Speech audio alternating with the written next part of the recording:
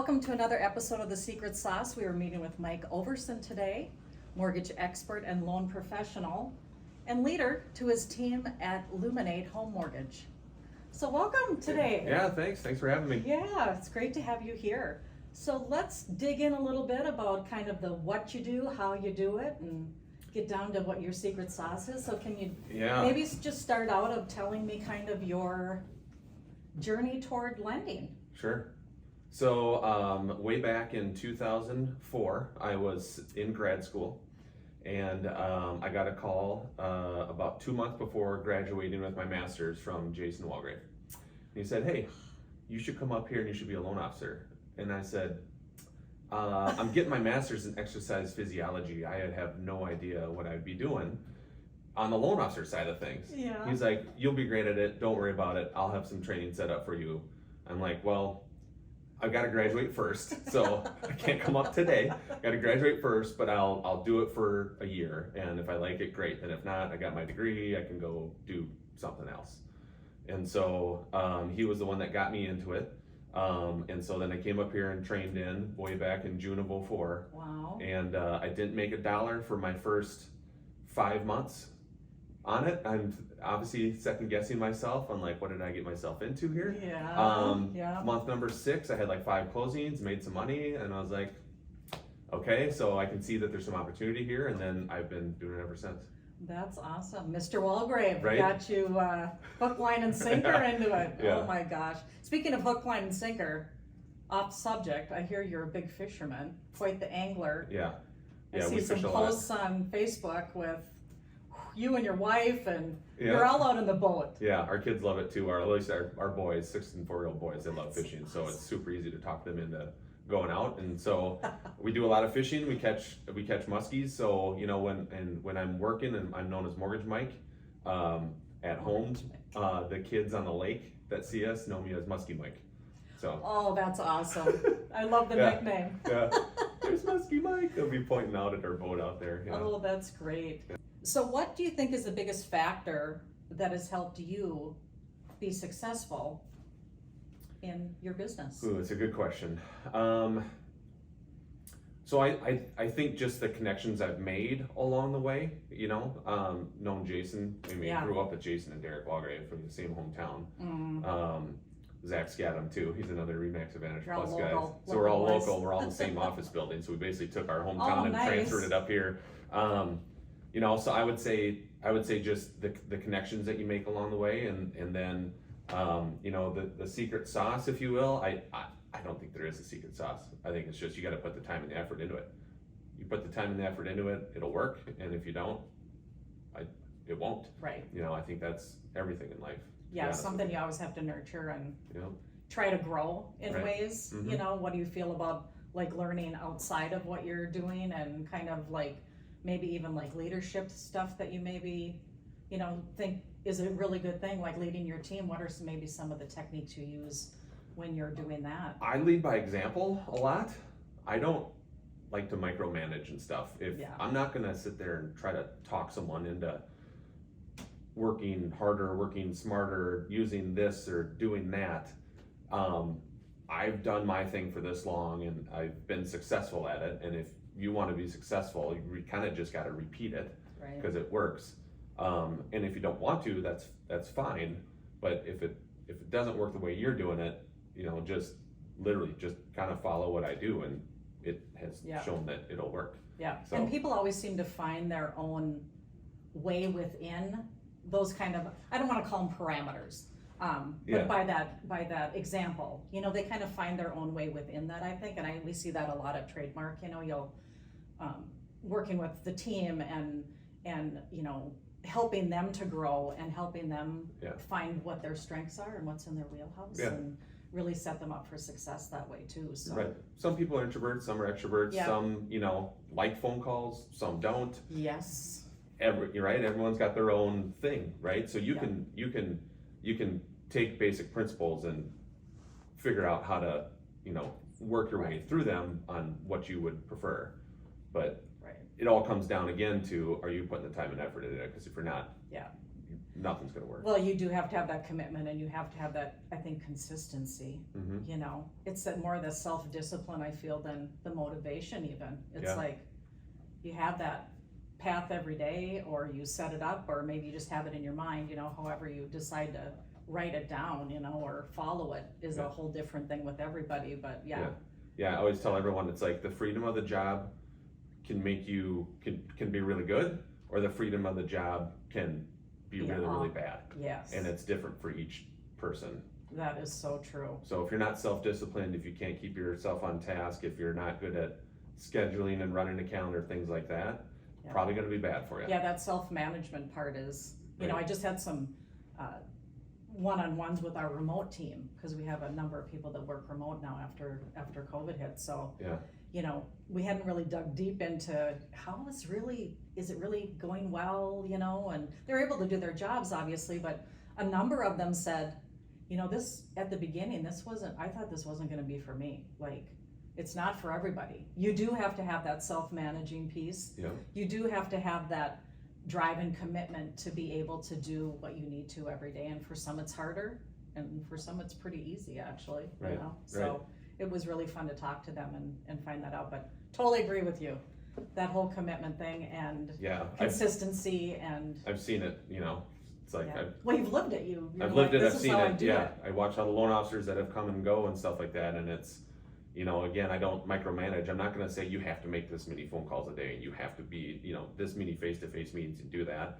You know, we have like a greatness tracker, you know, to show what you've done through the week and stuff, so you can see, you know, what you've done, what's worked, what hasn't, things like that. Oh, I'm gonna steal that, greatness tracker. Tracker. I love that. But you know, but it's like, I'm not gonna sit here and hold your feet to the fire. We're all adults. It's like, if you wanna do, if you wanna be successful, you know what you need to do. So what are some of your successful habits that keep you on track? So habits, run a pretty tight calendar. You know, a lot of it is open, right? I got a 3-hour open span. It's not like I'm saying I'm gonna do this during that, you know, the first 30 minutes, I'm gonna do that. It's 3 hours of openness. I'm just gonna do what I need to do to get stuff done.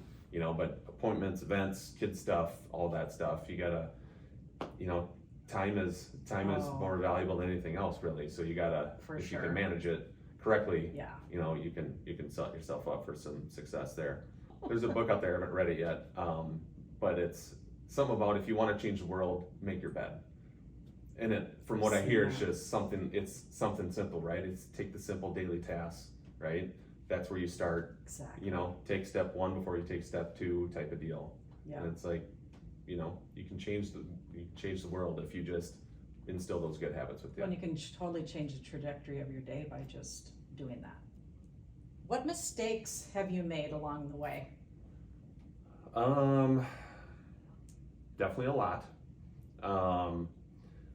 Let's see here, mistakes. The biggest one that sticks out to me was when I was growing, you know, so when I first got in the business, you know, you're gonna average 2 or 3 loans a month, maybe, right? Yeah. And then you grow and grow and grow. So I remember it was June of 2011, I believe it was.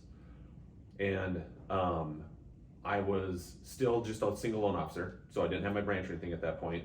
So a loan officer, sharing a processor, I had no assistant, so I did all the stuff up front, and then I had shared a processor with 2 other loan officers.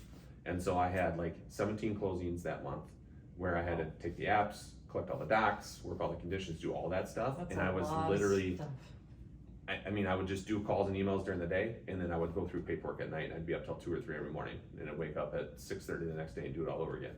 Wow. So my need for an assistant quickly came up, and so I needed to hire an assistant. I got desperate. I hired basically the first one that was available. Ended up being one of the biggest mistakes ever that I made. No. She slowed me down before she sped me up. I had to micromanage her to get stuff done. It was not bad. I quickly learned that you don't want to rush into hiring the wrong people, because to unwind that takes even more time and effort than it took to get them there. And so I would say that's the first one that sticks out to me, was just hiring the wrong person. And rushing. Probably that was the main thing, right? Just, I need somebody here, let's put somebody in here, and even if it was a square peg in a round hole, Yeah, it was I'm still gonna do it kind of thing. Yep. Yeah, that thought of the thought of the patients, and a lot of people that we've talked to in these secret sauce things too, we were just talking about patience and how you just can't, you know what you need, listen to that, and give yourself some time to actually make an informed decision. But sometimes we panic, man. It happens, right? When things are going fast and you still got to keep up, you kind of. Yeah, there's no patience during the COVID years. No. Zero. No. And there's still not a lot of patience in certain things, and just kind of the way that we live anyways, when you can get things at the snap of your fingers. There's a lot of people that think, oh, well, you should have been able to get back to me in 2 minutes, and then they're all mad and I'm not going to work with you kind of thing, Right. So yeah. It's always kind of that, let's just take a deep breath and we'll get it figured out, but you got to have a little bit of patience Right. to make it. Slow down to speed up, like you said. Slow down to speed up. Slow down to That's speed right. up, for sure. Amazon doesn't have mortgage delivery within 1 to 2 hours, right? You can't just wait for it. It probably will go online. be I'm gonna order up this mortgage for $150,000. They deliver it to you, by noon my that day. gosh. It's definitely not like that. It's a completely different ballgame. Yeah, that mindset is hard for sure. So, what do you think was one of the hardest decisions that you've had to make throughout your career? So difficulty, hardest decision. Moving company to company. Typically, if you're at the point where you want to move companies, it's almost, I almost kind of compare it to a divorce, right? Typically, when you get to that point, it's the better route of actually just ripping the Band-Aid and getting that done versus staying, right? Yeah. And so those are always hard decisions to make. I'm aligned with a great company now, and even though our company has changed 3 times since 2009, it's been the same group. We've just have advanced as a group. So it's been the same, basically CEO and management team and loan officers and processors and all this stuff, moving a company to company now with Luminate. So what we did is this group that has been merging and kind of going with each other since 2009, we bought an existing bank here in the Twin Cities and we renamed it Luminate Bank. Oh, And then we renamed the mortgage arm Luminate Home Loans. And so this was always the goal and the plan of the end goal is to have our own basically bank. Right. So that's what we have now, which is great. And so I don't see any more movement like that or changes like that happening because we're there. You're at the goal. We're at the goal, and now it's just taking our landing spot here and then growing, expanding. Growing that. So if you could give some advice to anyone, what do you think the best advice you could give to someone?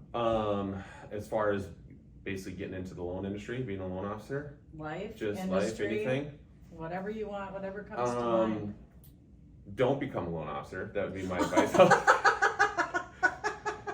Unless you really like stress. If you like stress and some people live for that. And though, different, and rules changing on you almost daily, loan officer is your job for sure. Constant learning. Constant. If you want constant learning, fast paced, always have to be on your toes. Yep. That sounds exactly like the role. This is it. Yep. Yeah. That's definitely it. Other advice? No, I mean it's one of those things. It's an industry where some will thrive and some won't. It's not for everybody. You know what I mean? Yeah. So you probably know yourself well enough. If you're thinking about getting into this industry, obviously talk to some people who are doing it, get their feedback, people that you would know and trust, and talk to them before you dive right in. Yeah. It can be great and it can be not so great. There's good times, there's bad times, probably like I guess anything else though too. Yeah.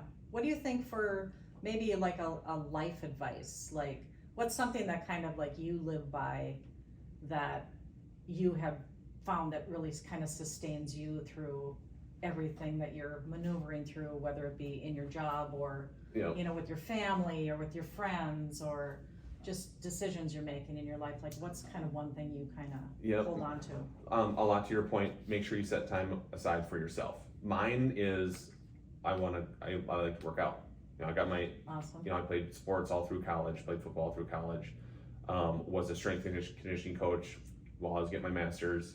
So working out's always been a part of my life, and so it's like that's a non-negotiable. That's going to happen 5 times, 6 times a week maybe, and I'm going to make sure I find time to fit it in. It might be 10 o'clock at night, but I'm going to go do it. Yeah. That type of deal.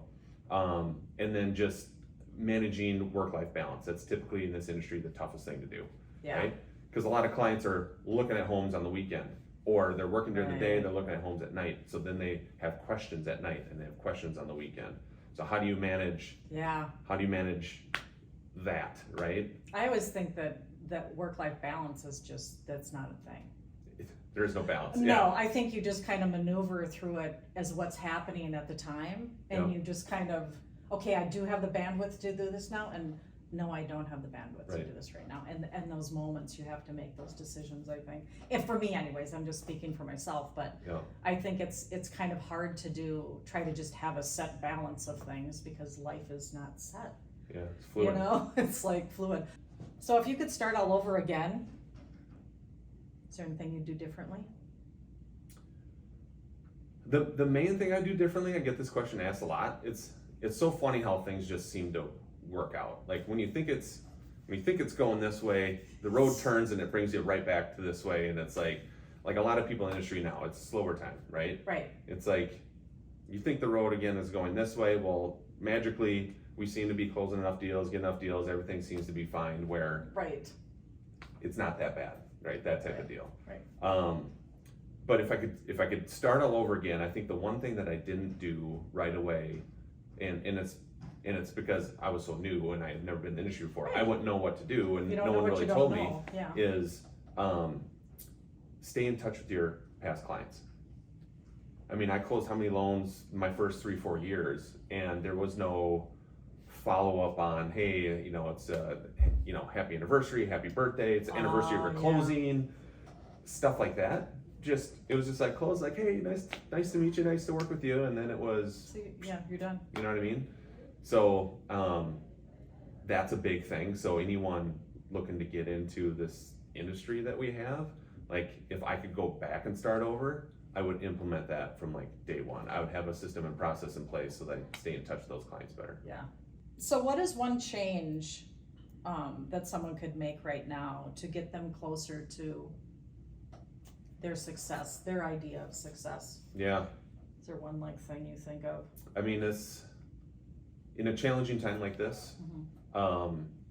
It's the people that are more relational versus transactional that'll make it through it. So you got to stay the course. You always got to stay the course. You always have your daily stuff you got to do, right? Yeah. But really, I spoke about like the connections. Like one of the bigger factors of what got me here today, it was knowing the Jason Walgers of the world, the Ryan O'Neills of the world. You know what I mean? It's like you get out, you meet people, you treat people how you would want to be treated. You have that relationship there. You know what I mean? And you build that trust with them, and then it snowballs from there. It builds. Yeah, exactly. And those meetings and connections always end up being something more than we even realize at the time. It could be just something simple as, we're just going to sit down and talk, but there could be something off of this that gets into something else, and goes off in a different direction. Like you said, you think you're going this way, and you start going that way. Yeah. So make it more relational, build those relationships, nurture the relationships.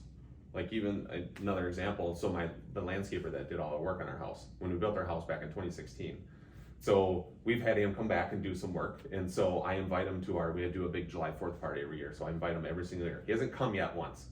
Okay. This is a full party. This is like come to our house, and we have bounce houses and water slides for the kids. And, we have a live band before and people swim in the lake, and then we have fireworks at night and all that stuff. Right. So we have a little over 200 people showed up the last couple of years.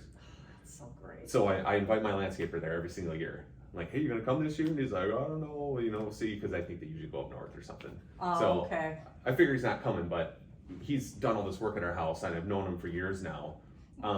So the other day, he emailed me about a question, and he had one of his supplier reps on there with him.